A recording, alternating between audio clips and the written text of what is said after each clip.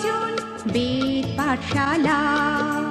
রীতি দুয়ার দাও খুলে করো শ্রবণ, প্রভুরই বচন বেদ পাঠশালা। নমস্কার, শুরু হলো বাইবেল অধ্যয়নমূলক অনুষ্ঠান বেদ পাঠশালা। এই অনুষ্ঠানে আপনাকে জানাই আমাদের প্রীতি ও শুভেচ্ছা। নিয়মিত এই অনুষ্ঠানে শুনতে পাবেন ঈশ্বরের বাক্য, পবিত্র বাইবেলের ধারাবাহিক বিশ্লেষণ। আশা করি এই অনুষ্ঠানের মধ্যে দিয়ে আত্মিকভাবে বৃদ্ধি লাভ করছেন। তাহলে শুনুন বেদ পাঠশালা। প্রিয় শ্রোতা বন্ধু, বেদ পাঠশালা অনুষ্ঠানে আপনাকে স্বাগত জানাই। এই অনুষ্ঠানে এখন আমরা করিন্থীয়দের প্রতি সাধু পৌলের প্রথম পত্রটি অধ্যয়ন করছি। এখানে আমরা সাধু পৌলকে বিভিন্ন সমস্যার সম্মুখীন হতে দেখি এবং প্রত্যেকটি সমস্যার ক্ষেত্রে তাকে নির্দিষ্ট সমাধানও দিতে দেখি। যাই হোক, এখন আমরা সাধু পৌল এই সমস্যাগুলির ক্ষেত্রে যে সাধারণ একটি সমাধান দিয়েছেন, যা করিন্থীয় মণ্ডলী এবং আমাদের আজকের দিনের মণ্ডলীগুলির ক্ষেত্রেও প্রযোজ্য, সেই বিষয়ে দেখব। সাধু পৌল এইভাবেই মণ্ডলীর সমস্যার ক্ষেত্রে তার সেই মহান সাধারণ সমাধান উপস্থিত করেছেন। তোমরা শ্রেষ্ঠ দান সকল প্রাপ্ত হইতে যত্নবান হও, পরন্তু আমি তোমাদিওকে আরও উৎকৃষ্ট এক পথ দেখাইতেছি। যদি আমি মনুষ্যদের এবং দূতগণেরও ভাষা বলি, কিন্তু আমার প্রেম না থাকে, তবে আমি শব্দকারক পিত্তল ও ঝমঝমকারী করতাল হইয়া পড়িয়াছি। আর যদি ভাববাণী প্রাপ্ত হই ও সমস্ত নিগূঢ়তত্ত্বে ও সমস্ত জ্ঞানে পারদর্শী হই, এবং যদি আমার সম্পূর্ণ বিশ্বাস থাকে যাতে আমি পর্বত স্থানান্তর করিতে পারি, কিন্তু আমার প্রেম না থাকে, তবে আমি কিছুই নই। আর যথা সর্বস্ব যদি দরিদ্রদিওকে খাওয়াইয়া দিই এবং পোড়াইবার জন্য আপন দেহদান করি, কিন্তু আমার প্রেম না থাকে, তবে আমার কিছুই লাভ নাই। প্রেম চিরসহিষ্ণু, প্রেম মধুর, ঈর্ষা করে না, প্রেম আত্মশ্লাঘা করে না, গর্ব করে না, অশিষ্টাচারণ করে না, স্বার্থ চেষ্টা করে না, রাগিয়া ওঠে না, অপকার গণনা করে না, অধার্মিকতায় আনন্দ করে না, কিন্তু সত্যের সহিত আনন্দ করে, সকলই বহন করে, সকলই বিশ্বাস করে, সকলই প্রত্যাশা করে, সকলই ধৈর্যপূর্বক সহ্য করে। প্রেম কখনো শেষ হয় না। কিন্তু যদি ভাববাণী থাকে, তাহার লোপ হইবে। যদি বিশেষ বিশেষ ভাষা থাকে, সে সকল শেষ হইবে। যদি জ্ঞান থাকে, তাহার লোপ হইবে। কেননা আমরা কতক অংশে জানি এবং কতক অংশে ভাববাণী বলি, কিন্তু যাহা পূর্ণ তাহা আসিলে যাহা অংশমাত্র তাহা লোপ হইবে। আমি যখন শিশু ছিলাম, তখন শিশুর ন্যায় কথা কইতাম, শিশুর ন্যায় চিন্তা করিতাম, শিশুর ন্যায় বিচার করিতাম। এখন মানুষ হইয়াছি বলিয়া শিশুভাবগুলি ত্যাগ করিয়াছি। কারণ এখন আমরা দর্পণে অস্পষ্ট দেখিতেছি, কিন্তু তৎকালে সম্মুখাসম্মুখী হইয়া দেখিব। এখন আমি কতক অংশে জানিতে পাই, কিন্তু তৎকালে আমি আপনি যেমন পরিচিত হইয়াছি তেমনই পরিচয় পাইব। আর এখন বিশ্বাস, প্রত্যাশা, প্রেম, এই তিনটি আছে, আর ইহাদের মধ্যে প্রেমই শ্রেষ্ঠ। সাধু পৌল পবিত্র আত্মার ঐশ্বরিক কাজ বা দিব্য মাধুর্যের কেন্দ্রস্থলে পৌঁছে এই কথাগুলি বলেছেন। প্রথম করিন্থীয় পত্রটি সংশোধনমূলক অংশে, অর্থাৎ প্রথম 11টি অধ্যায়ে সাধু পৌল করিন্থীয় মণ্ডলীর সমস্যার বিষয়ে বলেছেন। তারপর 12 অধ্যায় থেকে শুরু করে সাধু পৌল বলেছেন যে তিনি আত্মিক বিষয়গুলি, পবিত্র আত্মার কাজ, পবিত্র আত্মার উপহার এবং মণ্ডলী যখন পবিত্র আত্মা দ্বারা নিয়ন্ত্রিত হয়, তখন যে শৃঙ্খলা আমাদের মধ্যে থাকা উচিত, সেই বিষয়ে বলতে শুরু করবেন। এই বিষয়গুলি 12 এবং 14 অধ্যায়ে দেখা যায়। কিন্তু এখানে 13 অধ্যায়ে সাধু পৌল বলছেন, আমি তোমাদিওকে আরও উৎকৃষ্ট এক পথ দেখাইতেছি। তিনি এখানে যা বলতে চেয়েছিলেন তা হল, তিনি করিন্থীয়দেরকে তাদের সমস্যা সমাধানের জন্য একটা উৎকৃষ্ট পথ দেখাবেন, যা আত্মিক উপহার ও সেবা কাজের মধ্যে দিয়ে পবিত্র আত্মার কাজের মতোই চমৎকার ও অলৌকিক। মণ্ডলী যখন পবিত্র আত্মায় পূর্ণ হয়, তৎকালীন মণ্ডলী শৃঙ্খলা বা নিয়মানুবর্তিতার থেকেও উৎকৃষ্ট পথ তিনি দেখাবেন বলেছেন। সাধু পৌল আমাদেরকে সম্পূর্ণ নিঃস্বার্থ ভালোবাসার কথা বলার জন্য প্রস্তুত। এই অধ্যায় প্রথমেই তিনি আমাদেরকে বলছেন, ভালোবাসা বা প্রেম হলো অতুলনীয়, অর্থাৎ ইহার সঙ্গে আপনি আর অন্য কিছুর তুলনা করতে পারবেন না। যদিও সাধু পৌল ইহাকে অনেক কিছুর সঙ্গেই তুলনা করেছেন। লক্ষ্য করুন, সাধু পৌল এখনও আত্মিক উপহারের কথাই বলছেন। এই 13 অধ্যায়ের মূল বিষয়টি প্রকৃতপক্ষে প্রেম নয়, কিন্তু আত্মিক উপহার। সাধু পৌল এই আত্মিক উপহারগুলির বিষয়ে একটা ধারণা করার জন্য এই প্রেমের বিষয়টি বলেছেন। অতএব এখান থেকেই আমরা আত্মিক উপহারের ক্ষেত্রে একটা ধারণা করতে পারি। সাধু পৌল এখানে প্রেমের সঙ্গে আত্মিক উপহারের তুলনা করেছেন, যখন তিনি বলেছেন, শোনো, ভালোবাসা হলো অতুলনীয়। প্রেম যে অতুলনীয়, ইহার প্রধান কারণ হল ঈশ্বরই হলেন প্রেম। এখন ইহার অর্থ এই নয় যে যাকেই ভালোবাসা বলে দাবি করা হবে তাই ঈশ্বর। যেমন যে কোনো আত্মাকেই পবিত্র আত্মা বলে দাবি করা যায় না। এখানে ভালোবাসার ক্ষেত্রে যে গ্রিক শব্দটা ব্যবহার করা হয়েছিল তা হলো আগাপে। গ্রিকে ভালোবাসার ক্ষেত্রে আরও কয়েকটি শব্দ আছে, কিন্তু সেগুলি এই শব্দটির মতো একই অর্থ প্রকাশ করে না। এখানে সাধু পৌল আগাপে শব্দটির মধ্যে দিয়ে ভালোবাসার যে মান প্রকাশ করেছেন তা প্রকৃতপক্ষে ঈশ্বরীয় মানই প্রকাশ করে। এই প্রসঙ্গেই সাধু পৌল বলেছেন যে ভালোবাসা হলো অতুলনীয়। এরপরে তিনি বলেছেন যে ভালোবাসা বা প্রেম হলো অপরিবর্তনীয়। সাধু পৌল আমাদেরকে বলছেন যে আমার কিছুই নাই, আমি কেউ নই, আমি কিছুই করতে পারি না, আমি এমন কিছুতেই পরিণত হতে পারি না যা আমার জীবনে ভালোবাসার পরিবর্তে আসতে পারে। যদি ঈশ্বর ভালোবাসা হন তাহলে কোনো কিছুরই প্রদর্শন আমাদের জীবনে তাঁর স্থান নিতে পারে না।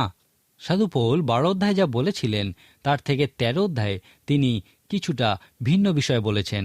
12 অধ্যায়ে তিনি বলেছিলেন, পবিত্র আত্মা যে তোমাদের উপরে এসেছেন এবং তোমাদের যে পবিত্র আত্মা সেবা কাজের জন্য অভিষিক্ত করেছেন তার প্রমাণ হলো পবিত্র আত্মার উপহার তোমাদের মধ্যে থাকবে।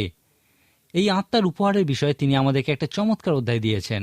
তারপর বলেছেন পবিত্র আত্মা এইভাবেই কাজ করেন যখন তিনি বিশ্বাসীদের মধ্যে আসেন এবং তাদেরকে সেবা কাজের জন্য প্রস্তুত করেন। যাই হোক, 13 অধ্যায়ে সাধু পৌল প্রমাণের বিষয়ে বলেছেন যে পবিত্র আত্মা আমাদের মধ্যে বসবাস করছেন। এখন আপনি কিভাবে জানবেন যে পবিত্র আত্মা লাভ করেছেন?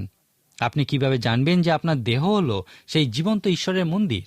আপনি কিভাবে জানবেন যে যীশু খ্রিস্ট আপনার মধ্যে আছেন? এই সমস্ত কিছু প্রমাণ হলো ভালোবাসা।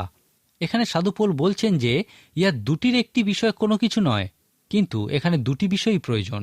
আপনার জীবনে উপহারের মধ্যে দিয়ে পবিত্র আত্মার নেমে আসার প্রমাণ থাকবে না যদি না আপনার মধ্যে আত্মার ফল ভালোবাসার রূপে অবস্থিতি না করে।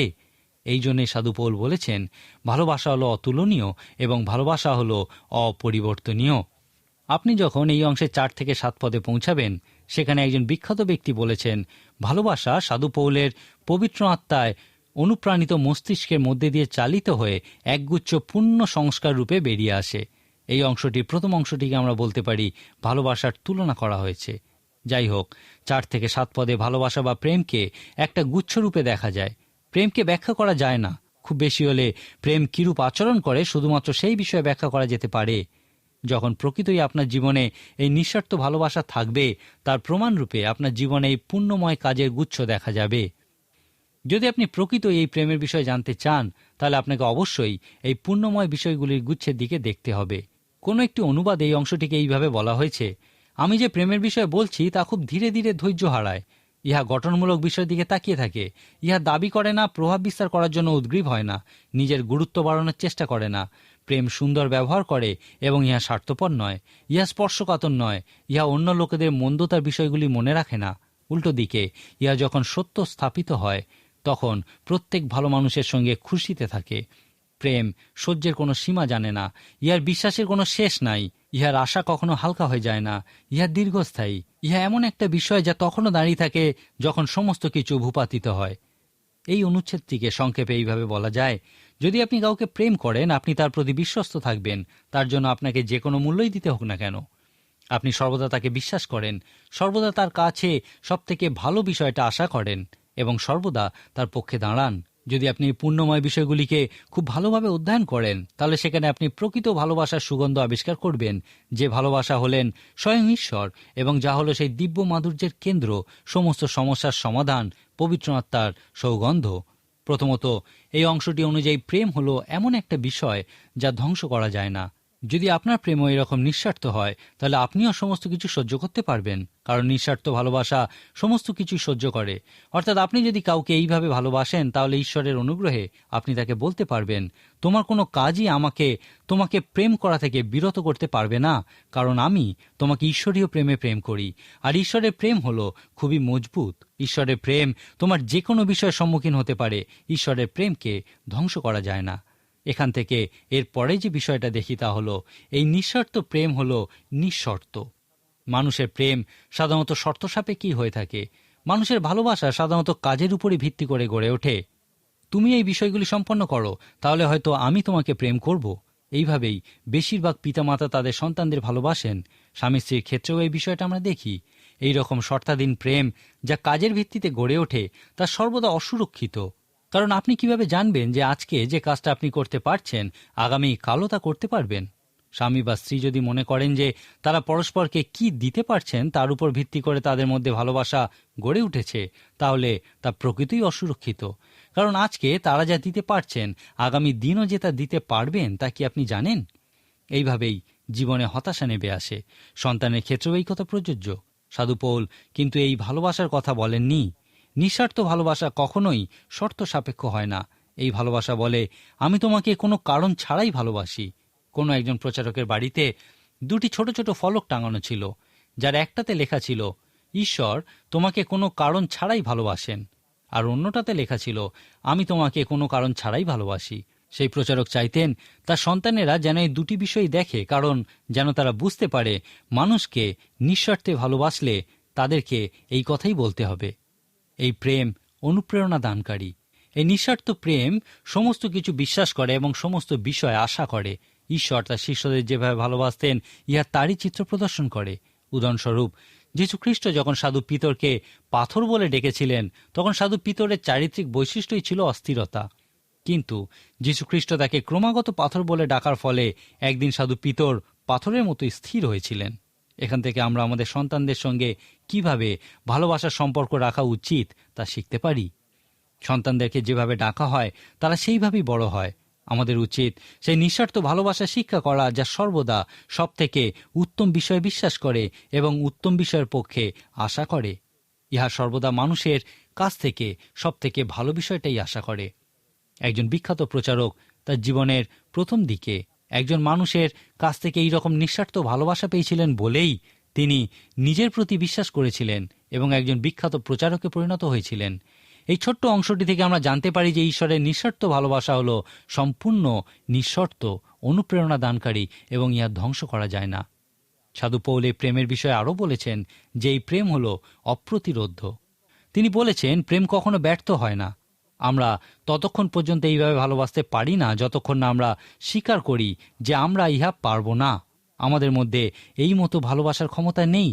কিন্তু মনে রাখুন, এখানে আমরা পবিত্র আত্মার কাজের কথাই আলোচনা করছি। আমরা সেই দিব্য মাধুর্যের কেন্দ্রের বিষয়ে বলছি, যা কোনো আত্মায় পূর্ণ বিশ্বাসীকে কাজ করার ক্ষমতা দেয়, মণ্ডলীকে কাজ করার ক্ষমতা দেয়। এই নিঃস্বার্থ ভালোবাসাই হলো সেই প্রমাণ যে পবিত্র আত্মা আপনার জীবনে এবং আপনার মণ্ডলীতে আছেন। এখন আমি আপনাকে বলবো, এই 13 অধ্যায় 4 থেকে 7 পদে বর্ণিত প্রেমের 15টি পূর্ণময় বিষয় খুব ভালো করে অধ্যয়ন করুন। তারপর ঈশ্বরের কাছে যাচনা করুন যেন তিনি আপনাকে এই মতো ভালোবাসার ক্ষমতা দেন, যেন আপনি অন্যকে এইভাবে ভালোবাসতে পারেন। এই 13 অধ্যায় শেষে প্রেমকে তুলনা করে পার্থক্য দেখানো হয়েছে। এখানে সাধু পৌল আত্মিক উপহারের সঙ্গে প্রেমের পার্থক্য করে দেখিয়েছেন যে আত্মিক উপহার কখনোই প্রেমের স্থান নিতে পারে না, কারণ প্রেম আত্মিক উপহার থেকে অনেক বেশি দীর্ঘস্থায়ী। একটা সময় আমাদের আর পরভাষার প্রয়োজন পড়বে না, ভবিষ্যৎবাণীর প্রয়োজন হবে না, আত্মিক উপহারের প্রয়োজন পড়বে না। আর সেই সময়টা হলো যখন যীশু খ্রিস্ট দ্বিতীয়বার আসবেন। কিন্তু এই অধ্যায়ের শেষে সাধু পৌল বলেছেন 3টি বিষয় অনন্তকাল স্থায়ী হবে। সেই 3টি বিষয় হলো বিশ্বাস, প্রত্যাশা, প্রেম। আর সাধু পৌলের মত অনুযায়ী এগুলির মধ্যে প্রেমই শ্রেষ্ঠ। এখন প্রত্যাশা হলো ঈশ্বরের কাছ থেকে পাওয়া আত্মিক উপহার।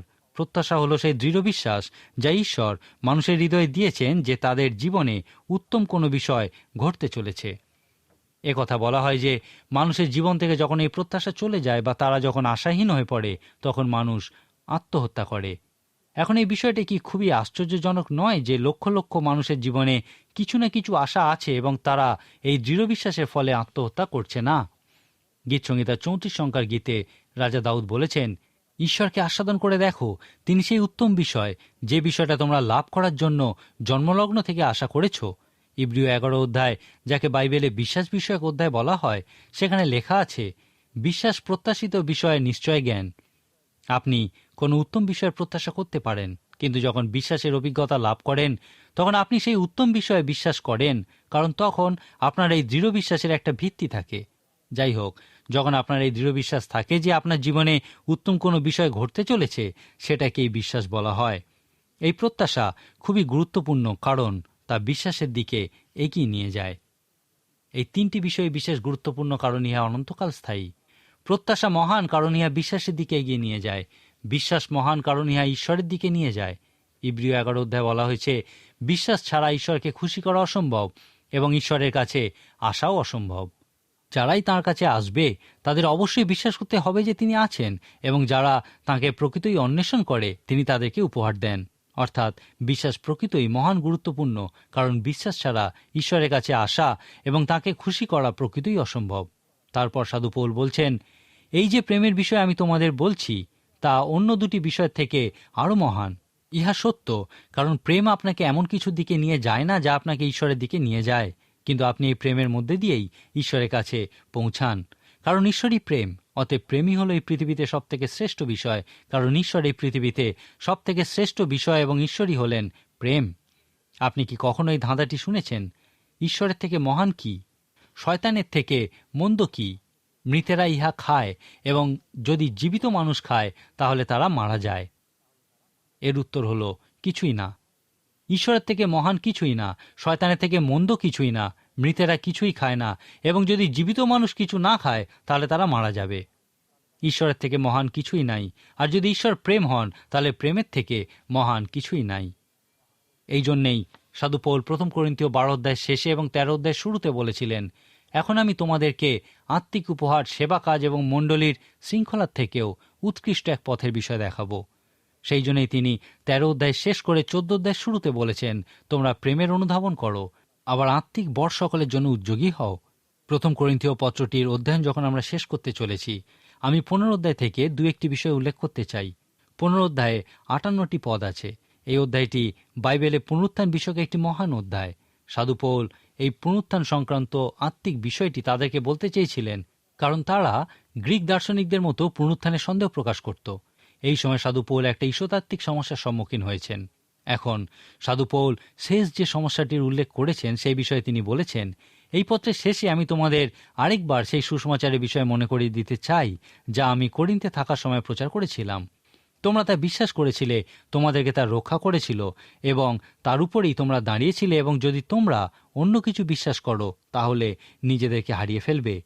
তিনি যে সুসমাচার প্রচার করেছিলেন তা হলো, প্রথম স্থলে আমি তোমাদের কাছে এই শিক্ষা সমর্পণ করিয়াছি এবং ইহা আপনিও পাইয়াছি যে শাস্ত্রানুসারে খ্রিস্ট আমাদের পাপের জন্য মরিলেন ও কবরপ্রাপ্ত হইলেন, আর শাস্ত্রানুসারে তিনি তৃতীয় দিবসে উত্থাপিত হইয়াছেন। এই চমৎকার অধ্যায়ে সাধু পৌল পুনরুত্থানের সম্বন্ধে যে প্রথম বিষয়টি বলেছেন তা হল, করিন্থে আমি যে সুসমাচার প্রচার করেছিলাম পুনরুত্থান তারই একটা অংশ। স্পষ্টতই অনেক করিন্থীয় এই বিষয়টা বুঝতে পারেনি। আপনি কি জানেন যে যীশু খ্রিস্টের সুসমাচার কি? যীশু খ্রিস্ট বলেছিলেন, সমুদয় জগতে যাও এবং সুসমাচার প্রচার করো।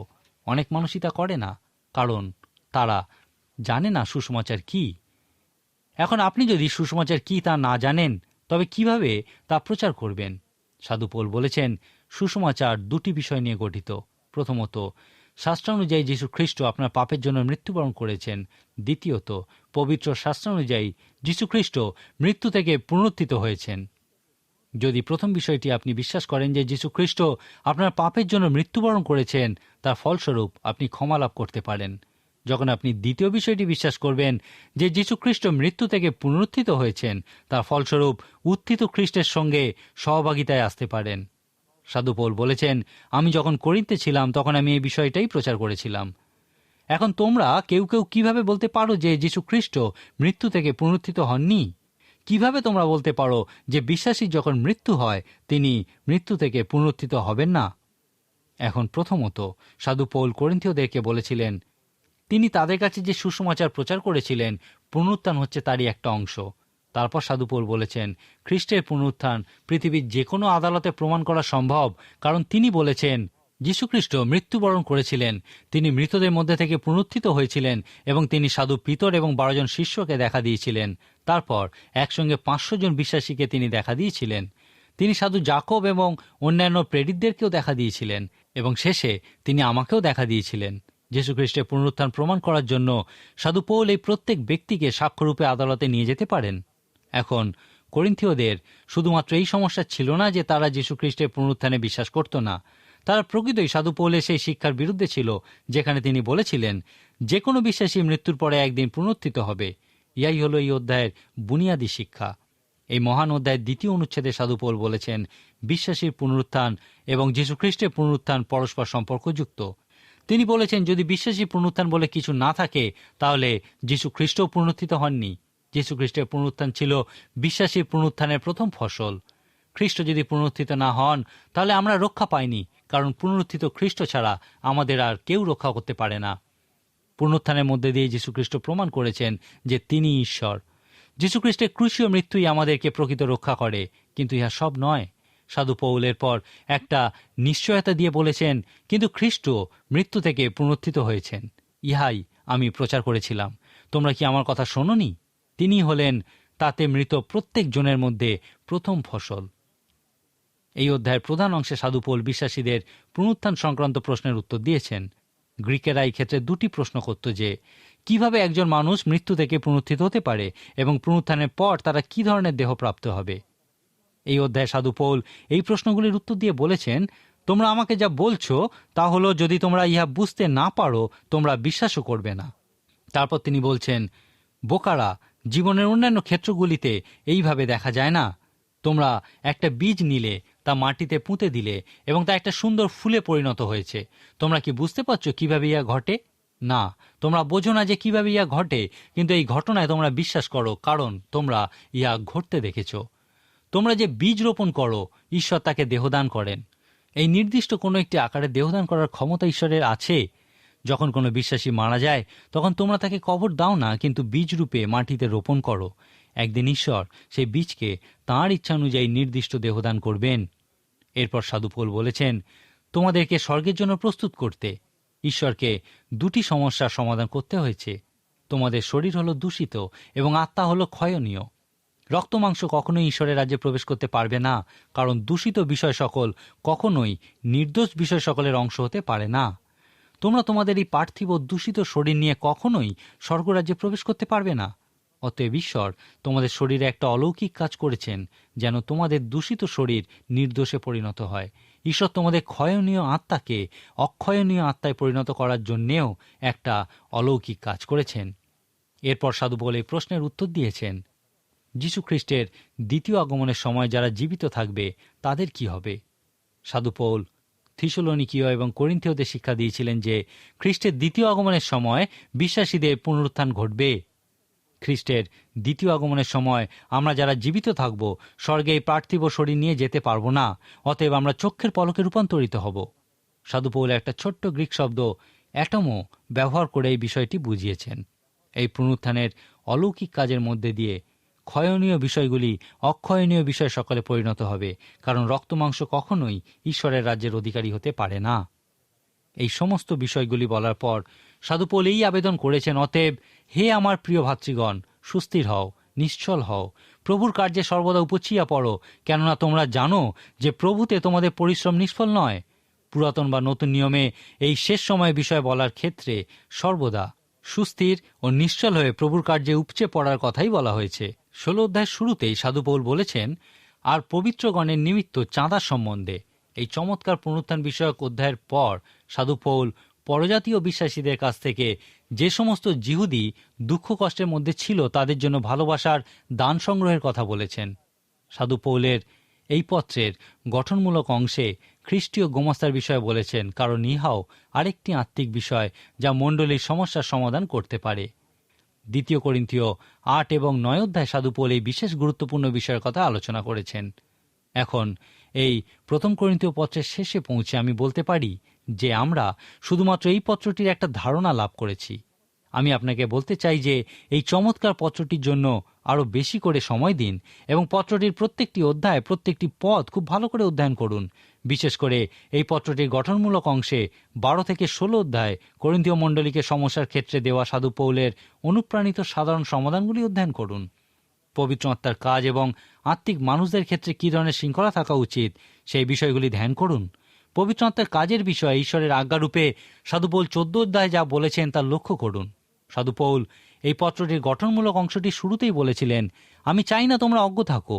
আবার এই অংশের শেষে তিনি বলেছেন, যদি কেউ অজ্ঞ থাকতে চায় সে অজ্ঞ থাকুক।